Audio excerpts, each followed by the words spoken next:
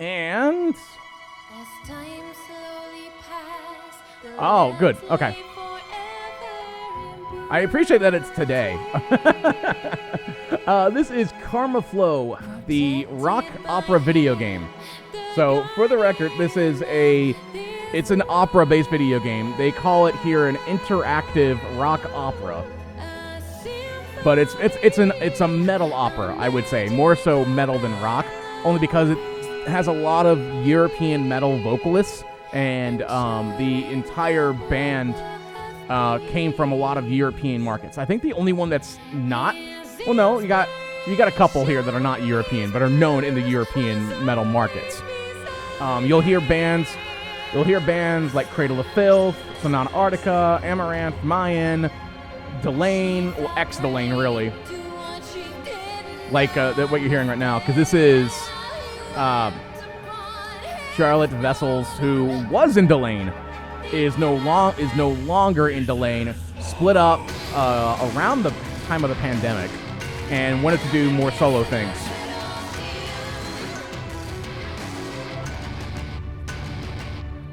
And so,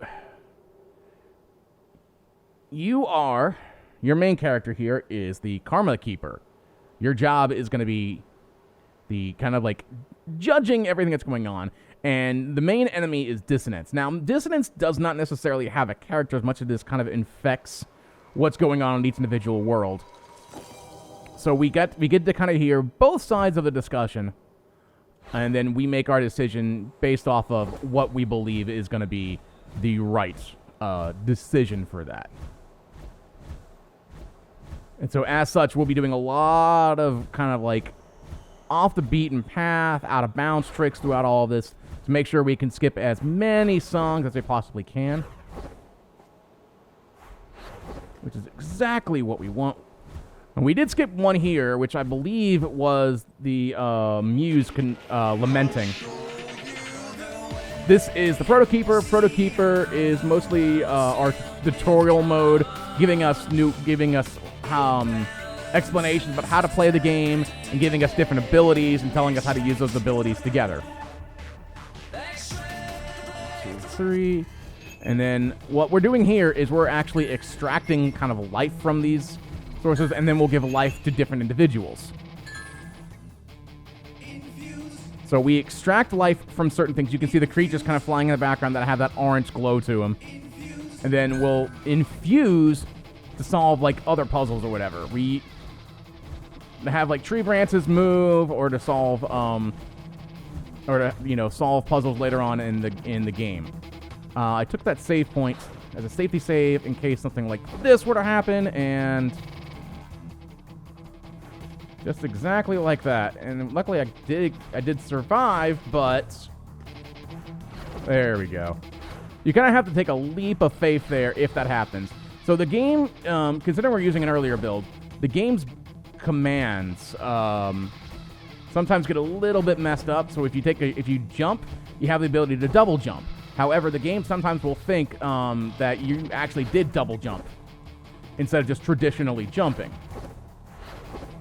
So we don't necessarily, occasionally that'll happen, and we have to find quick workarounds to make sure we don't get stuck in there. Here we learn the ability to fly. I like to call it the Lenny Kravitz split for me. And right there is when the game forces us to go that direction, basically telling us, hey, you're going to go this way. This is the way we want you to go. We're speedrunners. We're not going to do that. You also saw kind of there where the game just kind of like locked me and threw me. Oh my gosh. All right. That was weird. I'm going to go up here, take it a little bit slower. I'm going to throw here. We want to make sure we land there, and then we want to jump onto this branch. This is one of the hardest tricks, if not the hardest trick of the game, because you have to be really precise to get out of bounds there.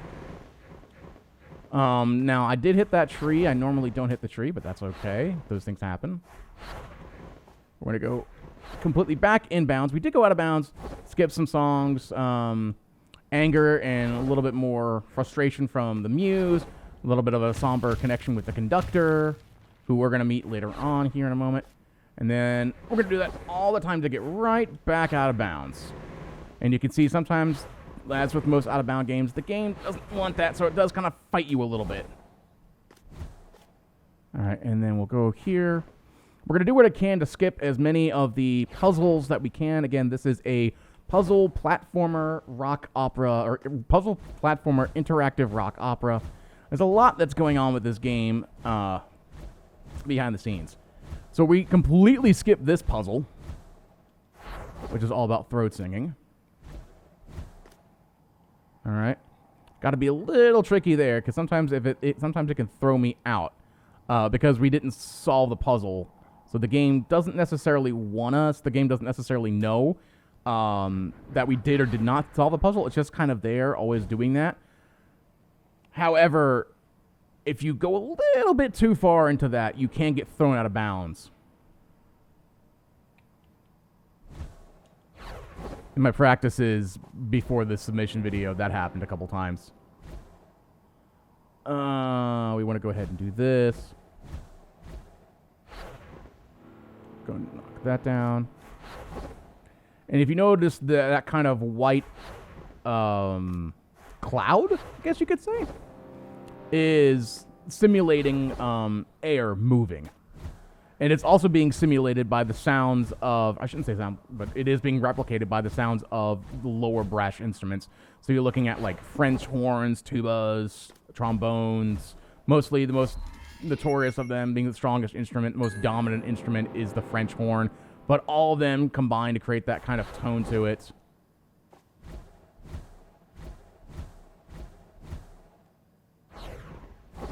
Okay.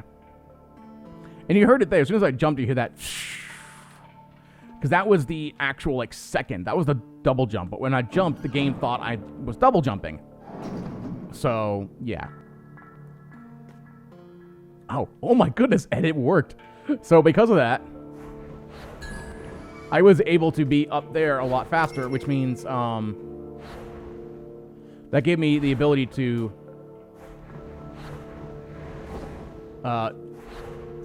be up at those horns.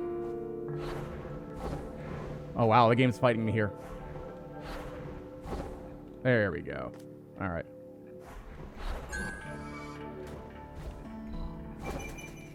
Okay, that's fine. I didn't get it. But yeah, sometimes the trick there is essentially you want to like jump above so you can stay on the horn so you can get those two things over the wall as quick as you possibly can. And luckily I did get it.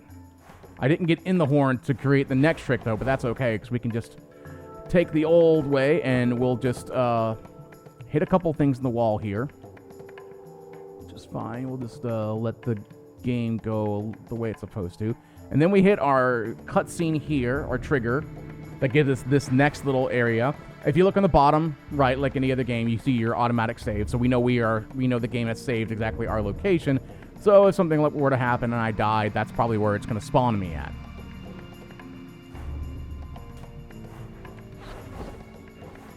And then we're going to go here. I'm going to take 3 boosts. And then I'm going to jump. Double jump kind of around the middle there. And then dash like that so I can get on this next branch. I like to... Oh my... So, that happened the last time I was practicing too, and I don't necessarily know why it's doing it. I'm kind of trying to get over here so that I can actually die. And where is this going to take me when I die? Okay, perfect. That's fine. Those things happen, you know. We're going to keep on keeping on. And then we're just going to move forward a little bit. Megalith, how's your day going? All right, and then...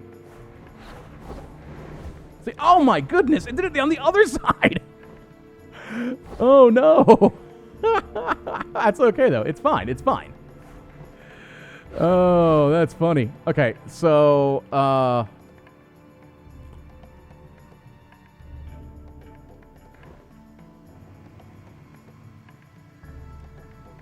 I'm going to take this.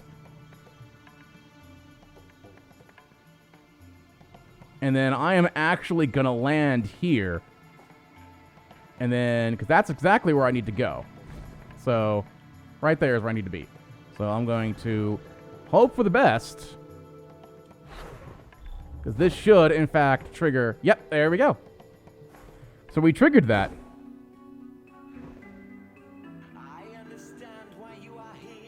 And I'm thinking to myself, I may have just discovered something.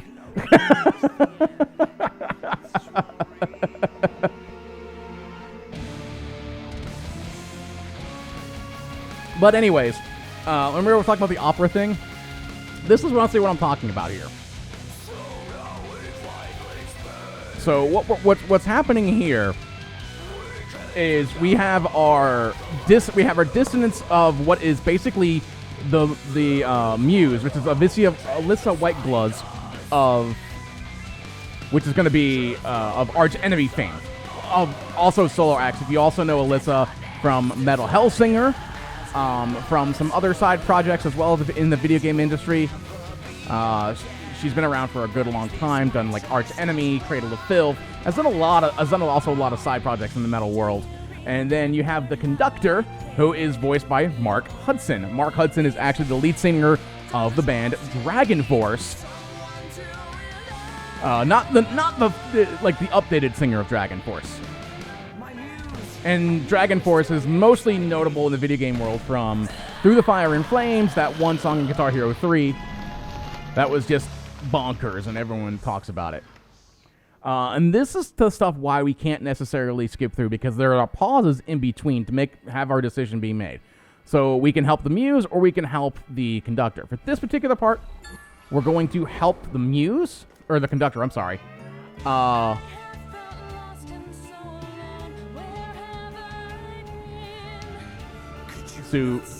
And you can see the dissonance that's going to be in the muse, which is really good because Alyssa has this really good talent of being that really kind of raspy vocals, that kind of guttural sound that you heard just a second ago, as well as a really good singing voice. So it does a really good job of dividing the dissonance and that. And you won't hear that in other worlds, but you will see that there's dissonance happening throughout other things. You can see how like they're layering the vocals there to make it aware. But yeah, the main thing about this plot is they were lovers at one particular point, in a relationship, and the dissonance kind of came in and kind of took over the muse, and just kind of betrayed it. And then eventually the conductor got really, really, really sad because the conductor lost their love. And it's so hard to do this without the music, but that's basically what's happening. And you get this kind of fight, and then you get to hear what's going on. Now, earlier when I said that the conductor is the boss, we did miss a boss fight. You'll see what the boss fights kind of look like later on. We do have one in World 3, and then where that is happening. This is just we, as a collective unit, are listening into both sides of the plot of this particular world, and then we have to figure out what's really, truly going on. We get a lot of good vocals. We get a lot of good stuff that's kind of being thrown throughout this entire section here.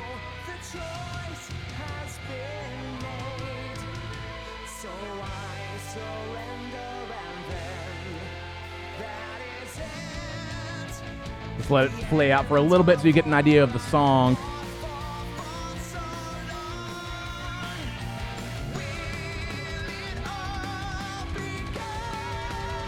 And then you can see that red thing's if you solved it earlier, that's what you would normally see.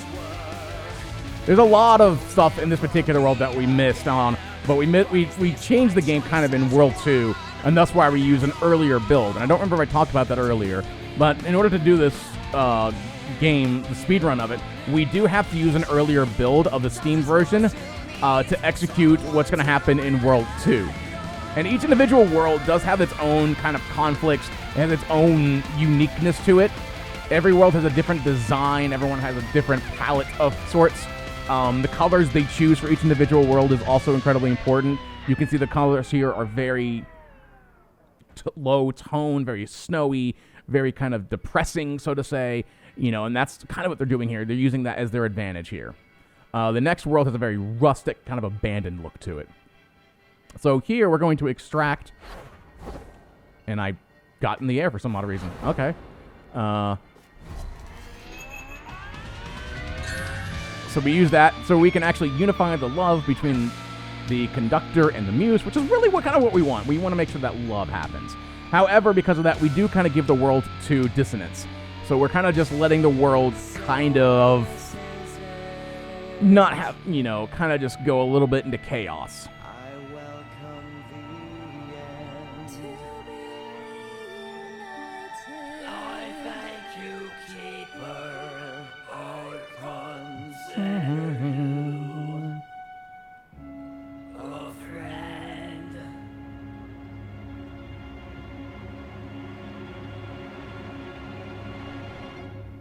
All right, and that's the end of World 1. We get Charlotte again, kind of helping explain what's really happening here. Again, desolate. The main thing is you kind of get you read the captions. They kind of give you an idea of what's really going on.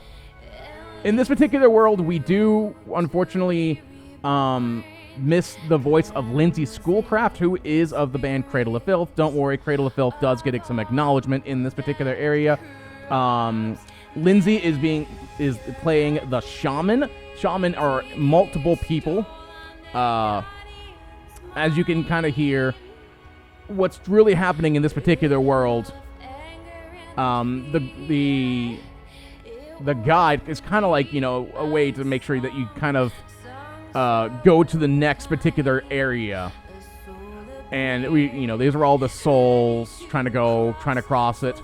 And then eventually what had happened was, you can see here the guide the spirit was torn, and it kind of went a little bit not happy, and it'll say that he cried, and he decided, nope, no one's gonna cross.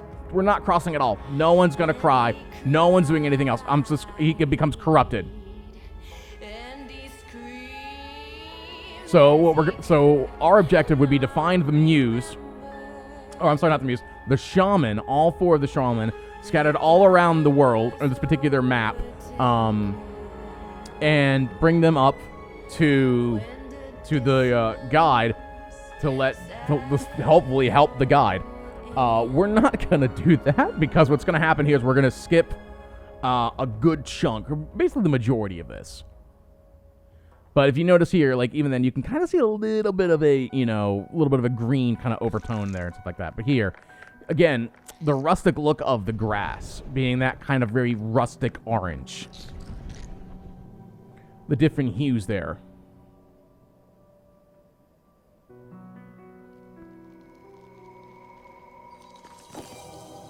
And so we're going to go off and go around this particular path. You can also see how tall these the grass has become, because no one's taking care of it. It's very, they said very desolate, very just betrayed. This is also a very nice mechanic they introduced here. So you have the sea of purple and the orange and stuff like that. You have these individuals there that monitor the sea, and if they monitor and see you, they're gonna go and attack you, and they can basically instant kill you. So you don't want that. You don't want to necessarily stay on that land as much as you possibly don't need to. You did see the camera kind of shift. That was the way of, like, indicating, hey, by the way, that's happening. So, I don't. Yeah. Okay. Let's see here. There we go. Okay. And now, this was put here, but you're not supposed to be down this path. We're going, not necessarily out of bounds, but we're taking, an alternate pathway, I guess, to get where we need to go. Gotta be really careful here. Coffle. What is coffle? So we're gonna go ahead and do that. I'm going to go here. I'm going to go down this particular pathway. I got to be really kind of cautious here because you can see where the camera kind of shifted that way. Sometimes the camera can actually hurt you. And so what we're going to do here is we're going to go over here. And for some odd reason, there's a glitch that if you go that particular way, it triggers the end. So that's the end of Act 1. Now, there are 2 acts total. Act 1 only has 2 worlds. Act 2 technically has 3 worlds. But the 5th world is kind of a...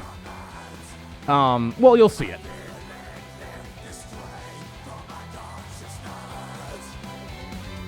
I'm going to bring the music up here because the mix becomes a little weird from here on out.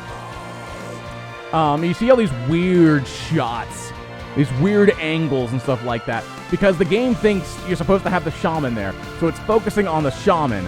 And what's happening here is the guide, we're taking the bad ending here as well, and the guy just decides, nah, that's it. No one's going anywhere.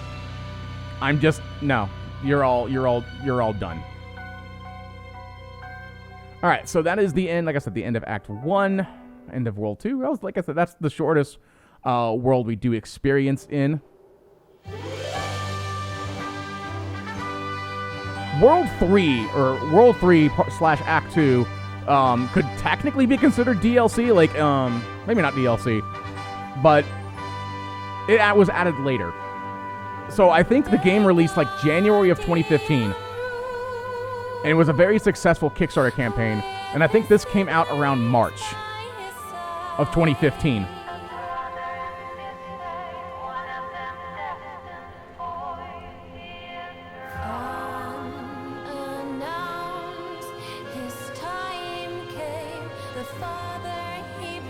So this is also this is the more royal. You're going to see a lot more uniqueness to here that you're going to see in Worlds 3, 4, and 5.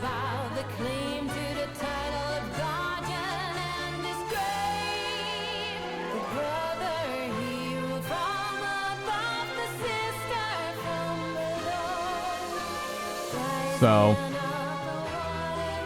you're also going to hear the music and be a little bit different. This one experiments a little bit as the main melody is actually, I believe, in 7/4, which in music terms basically is if you listen to a beat, you head bop, and you're like, okay, there's 4 beats in this particular one.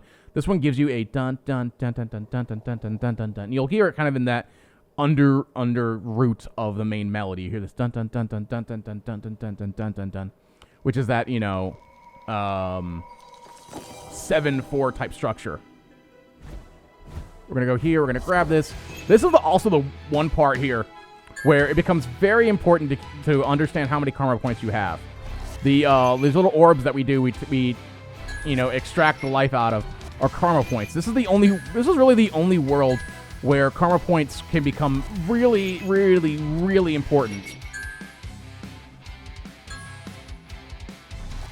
This is also part of the world where the game can crash. Luckily, if it does happen, you just restart. You just basically start a new game at Act 2, and then you're good. You're good to go. But we don't want that to happen. So again, we got Mariangela Demetrius. I cannot pronounce that correctly. Of Tristania frame. So the crash would have happened there. It did not. That's good. Which means, and this is also where we get a lot of the platforming. You can kind of see how the world's built, and you're like, oh, there's going to be a lot of jumping, there's going to be a lot of dashing and stuff like that. For the speedrun purposes, this is the only time where we do mostly a ton of platforming.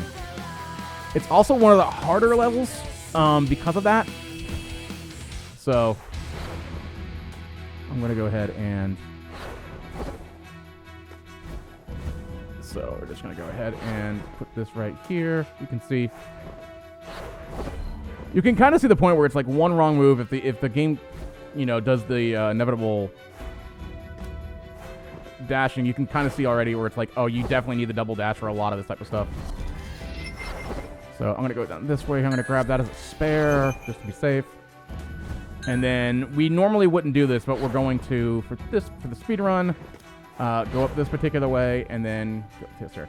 Now, you can dash for PB attempts, for world record attempts. Dashing is probably a better idea, but for marathon, it's usually not the best and brightest idea. I like to use that kind of circle there as kind of where my character is supposed to be. You can, like, the platforms have a little bit of a wider hitbox than you would think. Ooh, my computer got lag there. That was weird. Yeah, my computer's been lagging a little bit today. But it's still okay, though. So we use that, and then luckily we got past that. Okay. And then have to kind of reorient where you're supposed to be going, and then you just... You can kind of see, like, over here, this is, like... You see occasionally where you go beaten path, normal path here. And you can kind of always tell because of how the game is actually set. I go up this way. However, there's a lot of stuff that should be loading in that we don't actually have loaded. Ah, darn. Okay. That's okay. That got hit from a little bit of the lag, I think. So, let's see here. All right. We want to make sure we dodge up here. And then kind of use that, and then let the wind kind of carry us up. There we go. That's how it's supposed to be done. All right. You can kind of see where I'm using the Karma Keeper to, like, go back and forth to make sure I don't lose too much air. Because, like, you can see where there's a lot of finicky spots that happen. If you do the double dash there, you can land on that pipe. All right, and then we will just go right here, go through all of this. Okay. Okay, so now I got the double jump. I'm just doing it just to get me a little bit less air because there's a lot of places where you can die here, so I don't want that to happen. I want to make sure you're kind of about right there. If you kind of hit that middle part like what I just did, then you're probably set. And we do want to kind of just slowly glide down here because, like I said, there's a lot of extra invisible walls here that if you hit that, if you trigger that invisible wall, you will die, and then you have to respawn. About right here is usually pretty good to fall. And then we don't want to fall completely, because if we fall completely, we will get stuck in the ground, which we do not want. I'm going to wait for that, and then we're going to reload here. And the reason why we're reloading here is to tell the game that we made it here the right way, the way that the game is supposed to. Because you're going to see some tracks, as, you know, a lot of good traditional platformers have been in the last, like mostly like the Ratchet and Clank series.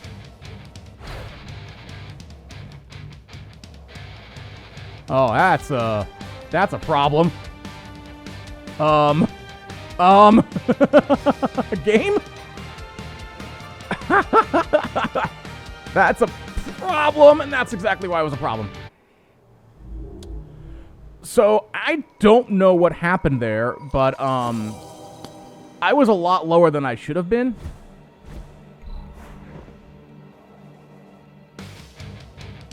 And what made that happen for me was,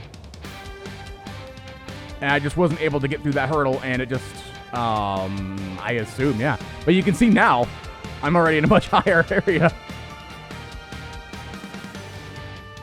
There we go.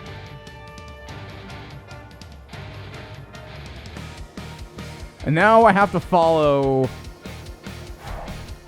where everything goes. Okay.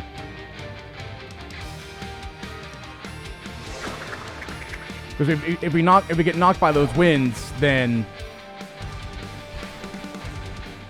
we get thrown back. We don't necessarily have to do the whole thing again. We just get thrown back, and it kind of throws everything for a loop. And then I like to go down over here to make sure I grab this. I can believe I can stay here for half a minute because this should be a full-on. Yep. Okay, and then from here we kind of just follow the wind.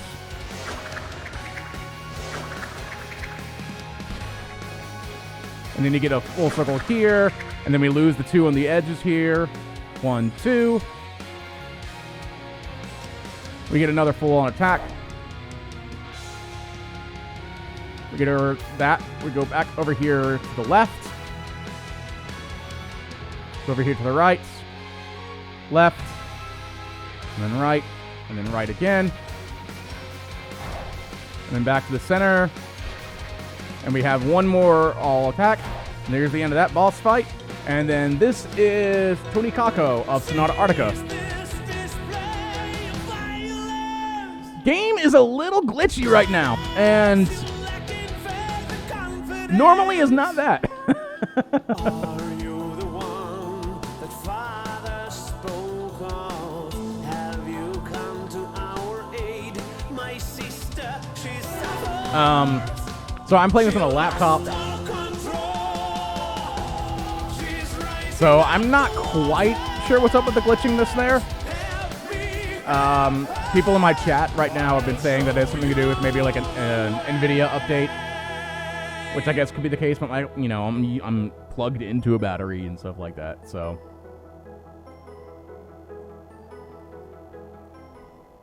you kind of hear this like weird tone, that and stuff like that. That's just a program error with the game with this happening. Also, the Karma Keeper was supposed to be being floated by the bird goddess there. Naturally, we don't see it. The game's just a little bugged for some odd reason there. And of course, like any other good puzzle platform, we have a water level.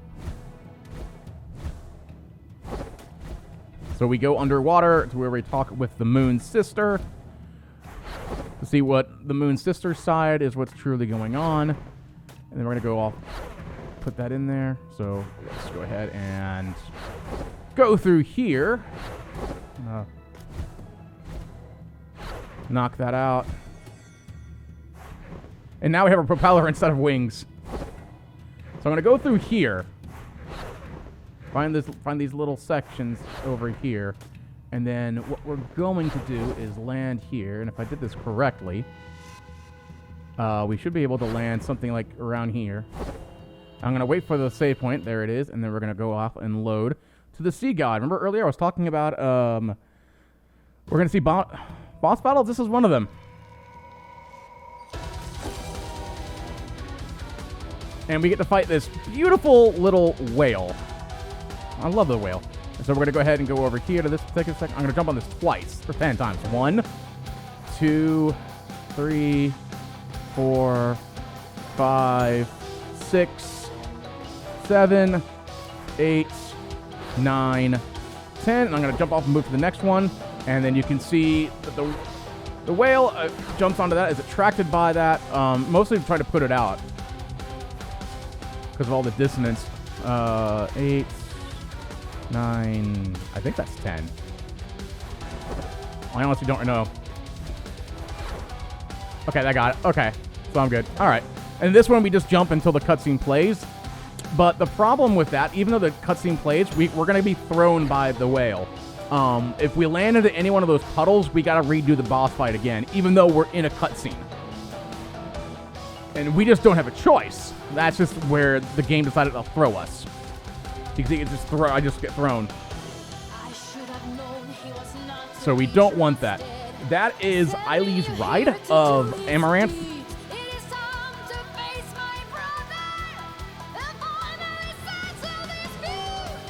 I think I said this is a crowdsourced game. I think it got like 50,000, 500,000. It's pretty good, actually, to create all of this in Unreal. Everything here is completely original. Like, the art style is completely original. Nothing's copied. The music from the Metropole Orchette, completely conducted, arranged, performed, all specifically for this game. So it is all original music.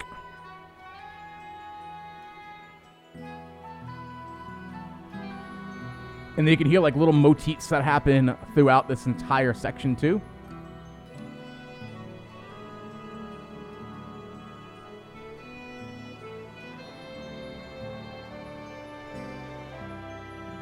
It's a really unique game, and I love the design of the Moon Sister and the Bird Goddess specifically. And when they actually were promoting this game, actually, they went to rock festivals and dressed up. And if you watch the end of the credits, you'll see how some of them are dressed up in these characters. And they went off and performed these songs live as a way to promote the game, is to get the crowd force out there. Which I kind of wish I had been, I kind of wish I was actually able to attend and see live. But if you listen closely, like, there's a little bit of looping, like, the guitar doesn't sound like it should be there, and it shouldn't, because the game's just slightly off. Because it's like, you shouldn't be here, yet you should be here, but we're playing older music.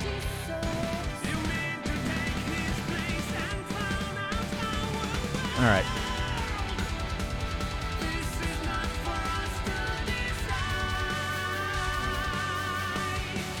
So, alright, and again, we get our decision here. This is also the main reason why, this section here is mostly why we wanted to keep as much, as we can. Now, you think extracting because it's right there, but actually we're going to infuse. But what's weird is they changed the movement on us. So you see I'm pointing, but the camera shifts to a completely different angle. And then I'm going to keep on moving, because you won't see it here. But when in a moment, when you look at the background, you'll still see me move. Because in this particular cutscene, we can still move. And so we use that to exploit and make sure the movement's there. So if you look at the bottom, you can see me moving right there. All the way down there. And I don't know I think that's just because we're using an earlier build of the game.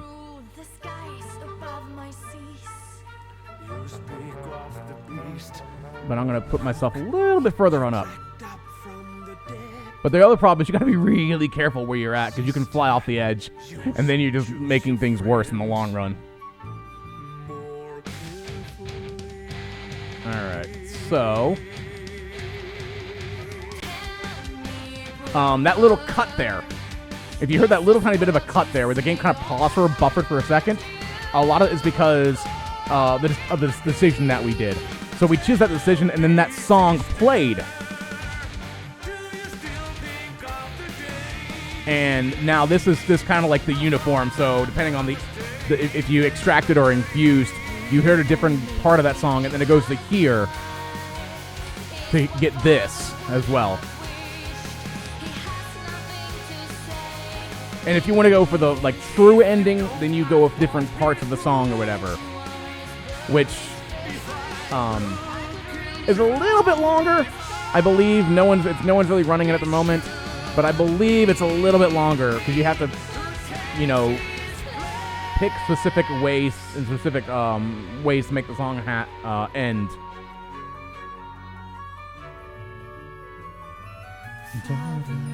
Where am I at? Okay.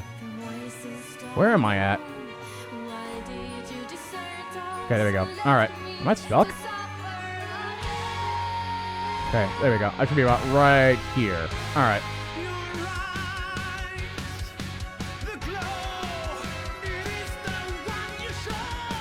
Yeah, because we want to infuse and basically capture the Moon Sister, and you're gonna see it here in a moment. And then we're gonna wait for this. We're not gonna do it now.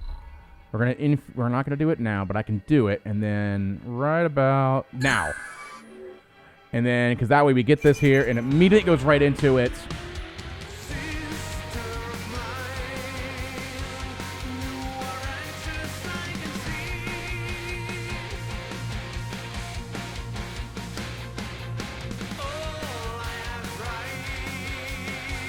We can't move now.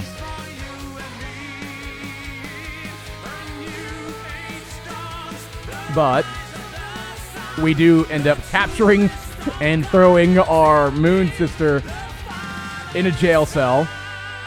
We put her in a bubble. I guess technically to represent something like handcuffs, I guess. And then we throw her into a cell.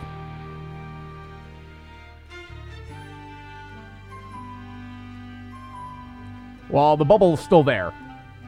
Which is kind of, really, I'm not a big fan of that. So I guess she's just in a bubble in another layer, which is weird. And so World 3 is, I think, the longest world that we do.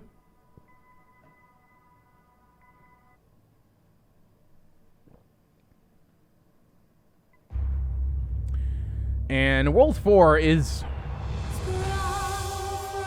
the most unique one.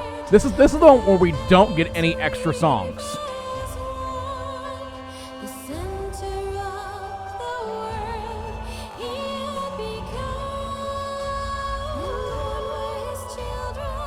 So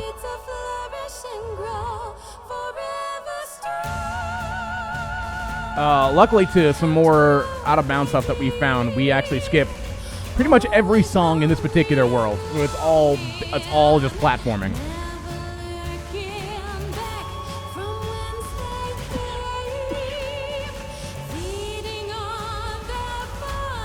I love what the cough hit there.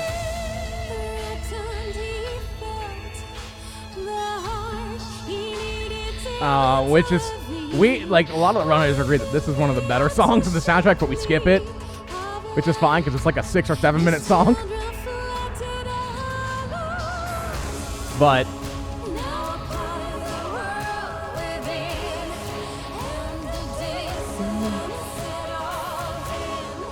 so now we go off and talk about the dissonance, and like this one is probably the most obscure because it's the, I mean, it looks like a desert.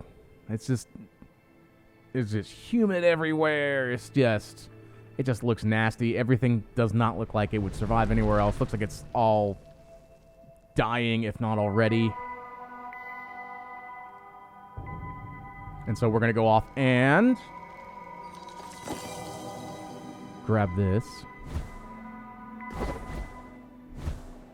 I'm going to go over here, and we're going to jump on this, and then go up here.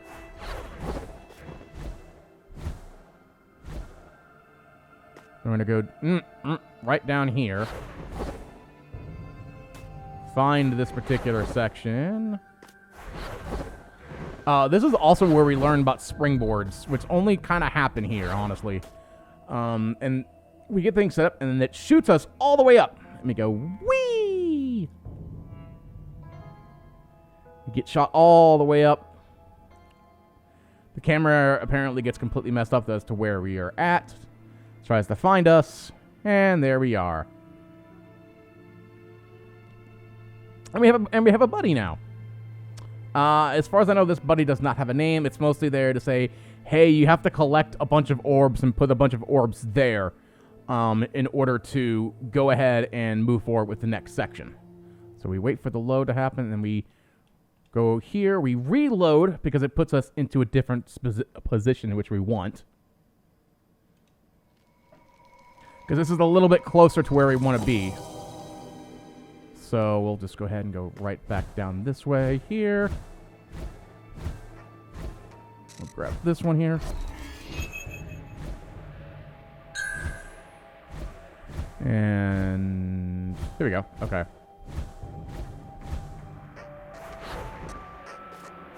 Take the safe strat here. Go through all of that. All right.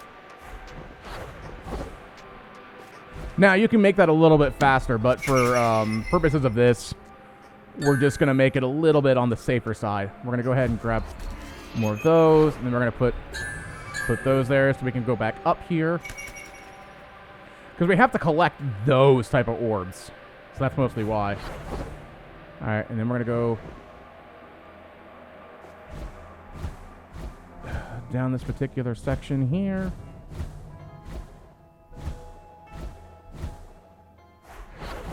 All right, and we're going to go over here. Go up this pathway here. Go that, and then we're going to go here. Grab those. Stay up here. And then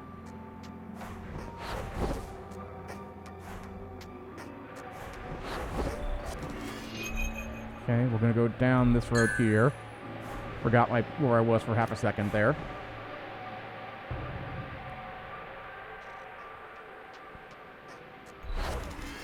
Gonna grab that.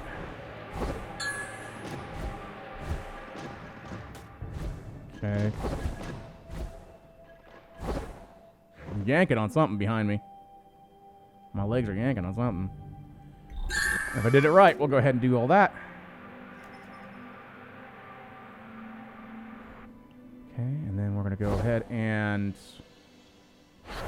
kind of go through this small section here. Go up here.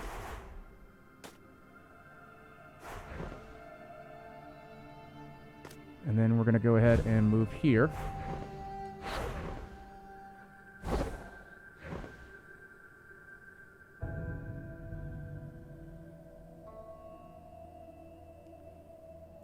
And we're going to go down here.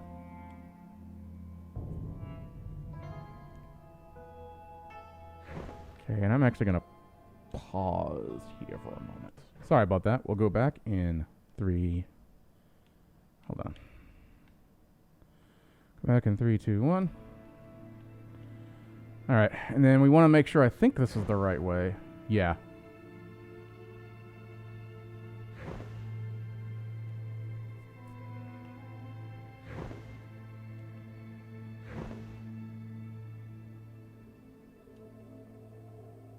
And then we want to make kind of like land in this particular right here. I got to make sure I'm in the right section. Where's my guy? There he is. Okay. And then we just, if we did it right, we fall right and then load. So that was all of World 4. And then we get to World 5 here in a moment.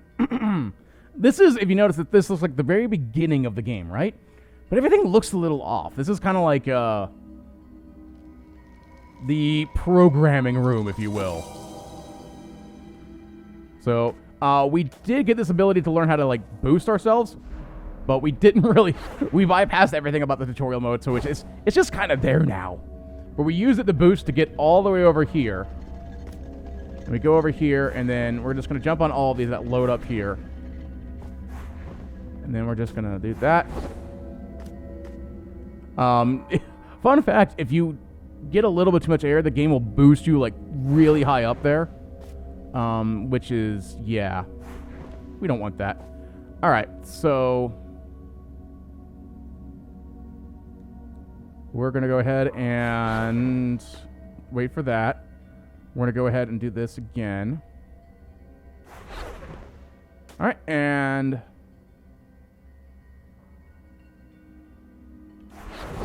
I'm just going to go ahead and jump up this particular pathway. And then, threw me out the other way. That's okay, though. We can still make it here. Just a little bit less in time. That's all right, though. So then we're going to go ahead and do that. I go over there and get that safety save just in case something terrible happens here. I'm going to double jump over here. So it gives me more of a boost. And then when I get here, it'll boost. And then the camera should shift a little bit. It did not. Uh-oh. All right. Well, the camera didn't shift there. Thus, why I have the safety save there. All right. So we'll just boost ourselves up, I believe is the right. Yeah, we'll just boost ourselves up, and we're right back to where we were.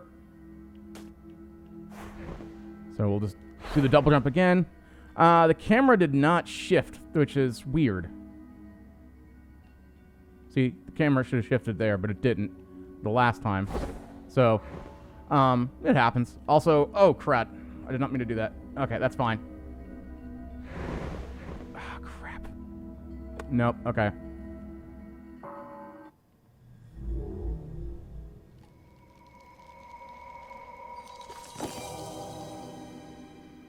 All right. We'll do this again.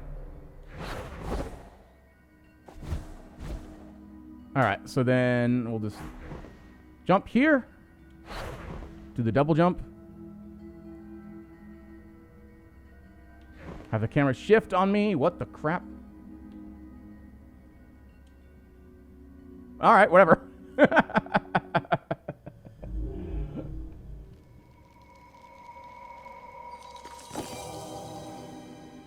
Alright. Well. This is a weird, unfortunate string of events. That is what it is, though. We'll finish this.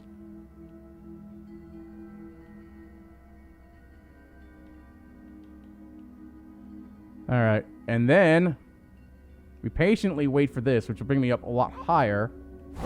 Then we dash. And then that should... There we go. Perfect. Alright. Perfect. Okay. And then we jump here. I like to have the other two in the middle there. Just makes me have a little bit better reference what's going on here.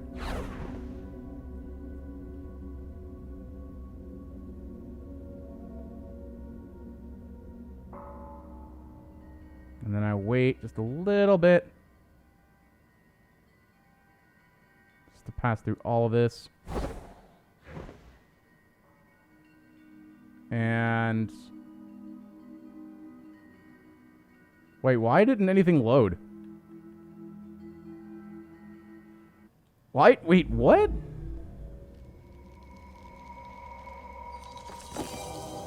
Alright. Did I just... What the hell's happening here?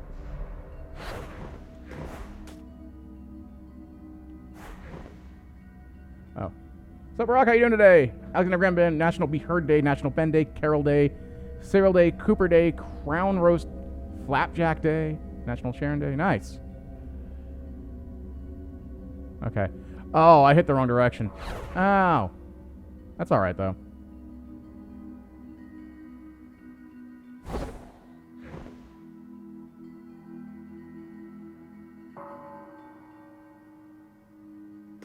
Alright, there. Okay. All this was an unfortunate thing of events. We'll jump there because we want to set that up for here, and then I will just and then bam.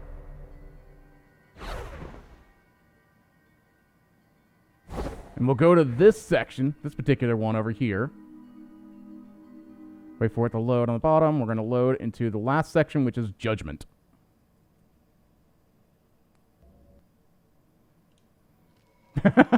Maybe. Also, I got 2 Karma Keepers there.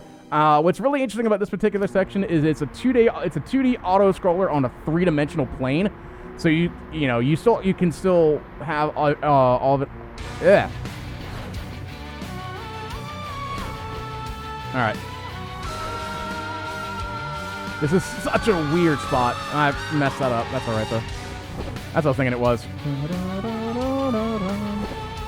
Also, it's... What was that? Alright. What? What? Why did it throw me so far? Game, what are you doing to me?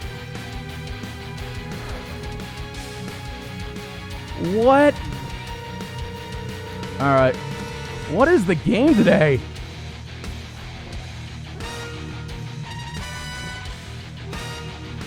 It just threw me so much farther than it's ever done before.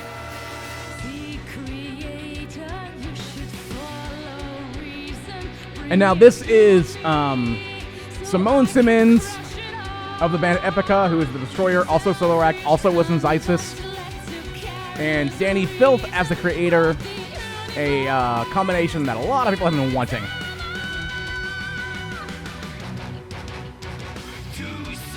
All right. Still a good time.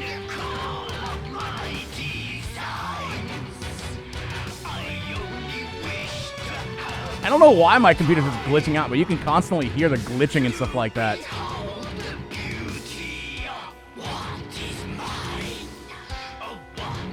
I don't know how to explain it outside of that. I don't know. It's just so weird.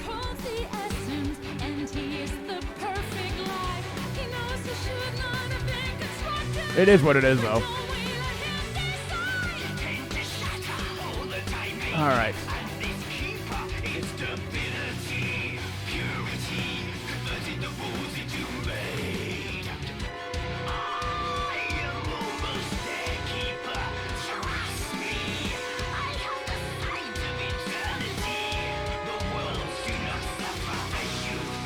And then again, what you would do here is decide whether you want to rebuild everything or just say, nope, we're just going to destroy everything here. We're just going to destroy everything. And then you get the choice of the ending if you want to choose Simone ending or if you want to choose Danny's, creator destroyer ending.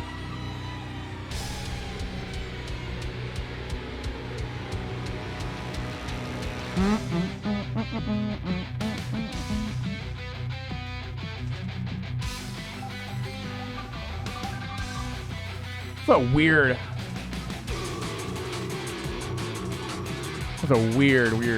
thing with my computer today. All the weird glitching and stuff like that. I don't know how to describe it. Because you can still hear it and stuff like that. Alright. Wow, I was really close on that one. But that was, again, lower than I should have been.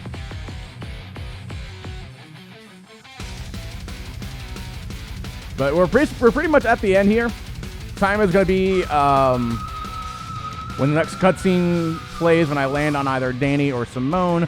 For the purposes of this, I will land on Simone. I can do either or. Since it's at the end, doesn't really affect anything. There's a save point there if you want to go down there. And time. I gotta hit pause. There we go. So that is Karmaflow, the rock opera video game.